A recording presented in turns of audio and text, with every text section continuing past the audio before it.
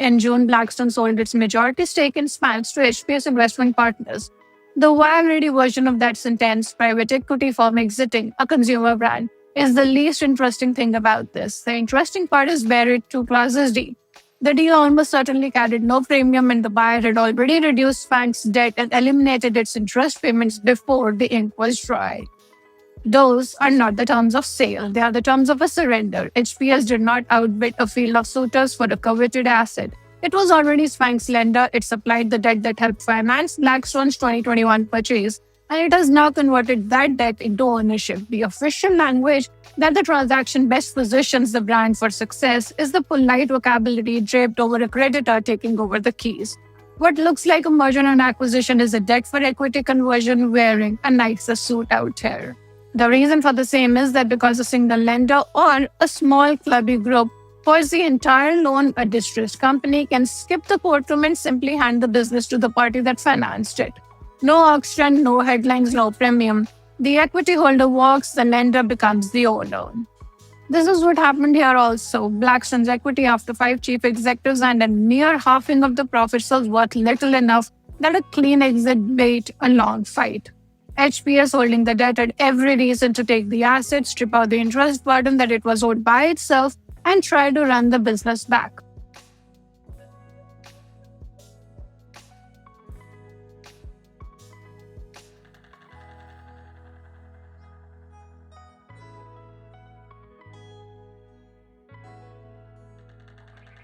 Hello everyone, welcome back to our channel and welcome back to another episode of the Capital Insight series. This series sits within our Fundamentals Through the Noise series here at Punjab Capital Research. And today we wanted to share with you the equity terminus and what Spanx's quiet sale to HPS and BlackRock reveals about where the private credit cycle ends. A ship where brand changing hands might look like a footnote, however, read the terms, and it becomes a map of how the largest pool of private capital ever assembled resolves its losing bets. Let's start with the sale that really was not a sale. In June, Blackstone sold its majority stake in Spanx to HPS Investment Partners. The wire-ready version of that sentence, private equity firm exiting a consumer brand, is the least interesting thing about this. The interesting part is buried two clauses deep. The deal almost certainly carried no premium, and the buyer had already reduced Spanx's debt and eliminated its interest payments before the ink was dry. Those are not the terms of sale, they are the terms of a surrender. HPS did not outbid a field of suitors for a coveted asset. It was already Spanx's lender, it supplied the debt that helped finance Blackstone's 2021 purchase, and it has now converted that debt into ownership. The official language that the transaction best positions the brand for success is the polite vocabulary draped over a creditor taking over the keys. What looks like a merger and acquisition is a debt for equity conversion wearing a nicer suit out here. Now this is worth slowing down on because the mechanism that it reveals is becoming one of the defining features of the credit cycle, and Spanx, a household name in a category that everyone understands in, is the cleanest window that we have onto it. Let's try and understand as to how the keys changed hands. Rewind to 2021, Blackstone valued Spanx at $1.2 billion, installed a board, kept the founder Sarah Brinkley on as executive chair, and like nearly every leveraged buyout, funded part of the purchase with borrowed money.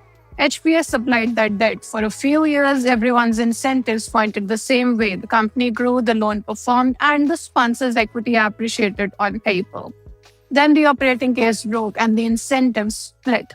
When a levered company stops generating enough cash to service its debt, someone has to absorb that gap. And in the classic playbook, that fight plays out in bankruptcy court or through a bruising liability management exercise with dozens of syndicated lenders elbowing one another for recovery. Private credit changed the choreography behind that. The reason for the same is that because a single lender or a small clubby group holds the entire loan, a distressed company can skip the courtroom and simply hand the business to the party that financed it. No auction, no headlines, no premium.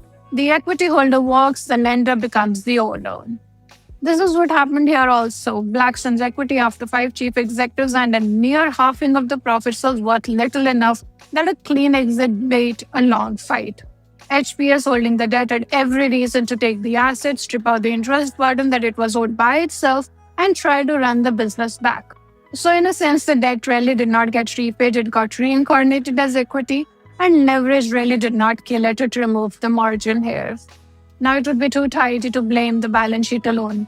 Spanx did not fail because it was levered, it failed because the category creator got out, executed, and leverage left no room to survive the loss.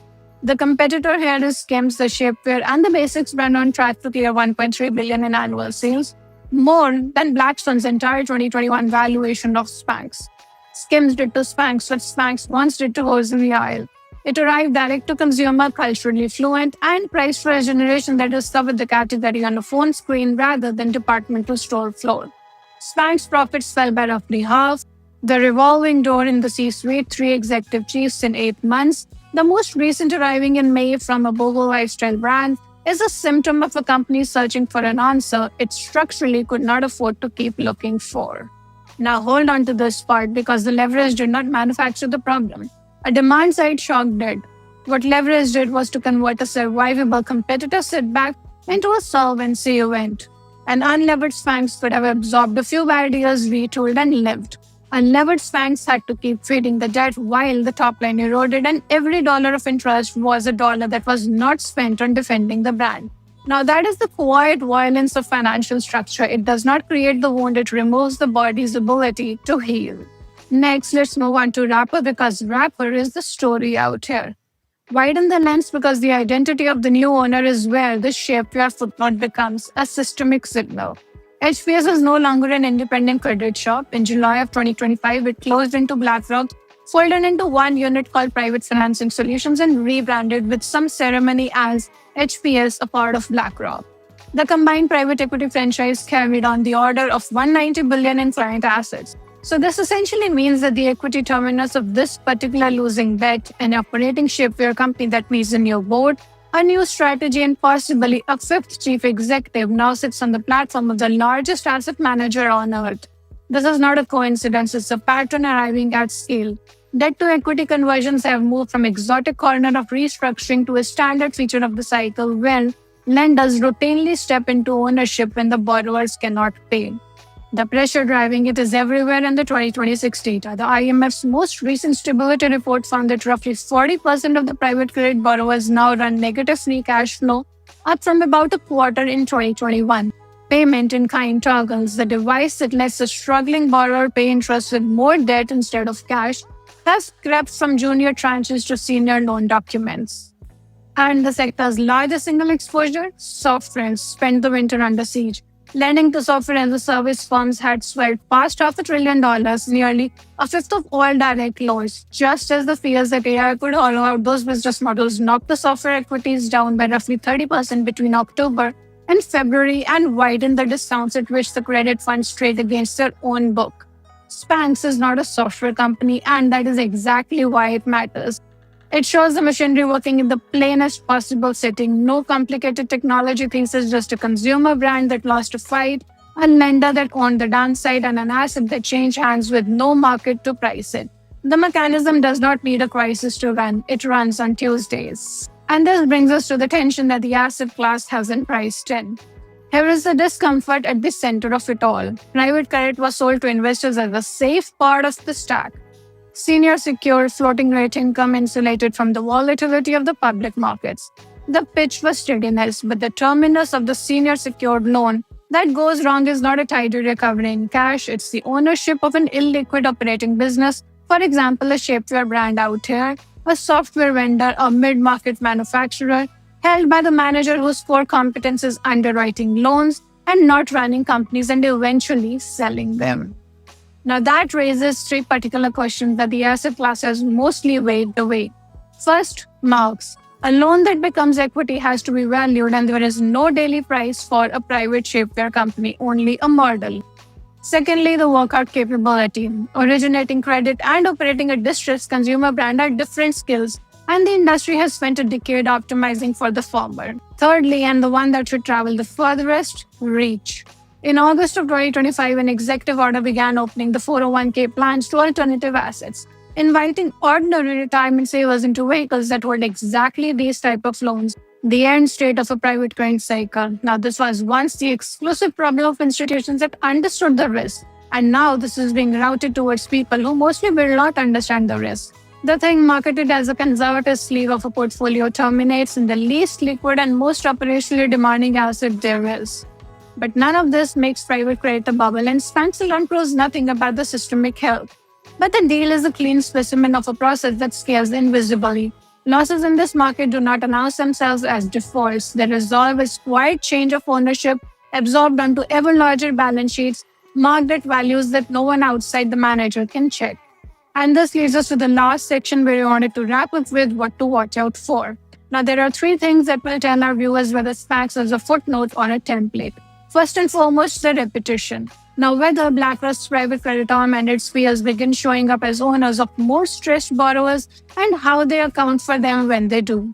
One conversion is a workout. However, a dozen is a business the industry did not tell its investors it was in. Secondly, competence, not scale. The interesting variable is not how much private capital can be raised to lend. It is whether the managers who become accidental owners can actually fix or at least exit the companies that they inherit. Origination was the easy decade. Workouts are the test. And lastly, the founder signal. Sarah Blakely has left the board that she once chaired to build a footwear company. When the founder who had defined a brand walks away from the room where its fate is being decided, the signal is not just about Spanx. It's about what a brand is worth once the person who made it means something is gone and only the capital structure remains. The keys have changed the hands. The question that the rest of the cycle will answer is how often, how quietly, and onto whose balance sheet they land next. And that's all that we wanted to share with you in this video. Hope you're enjoying the Capital Insight series. Stay tuned in for our next episode.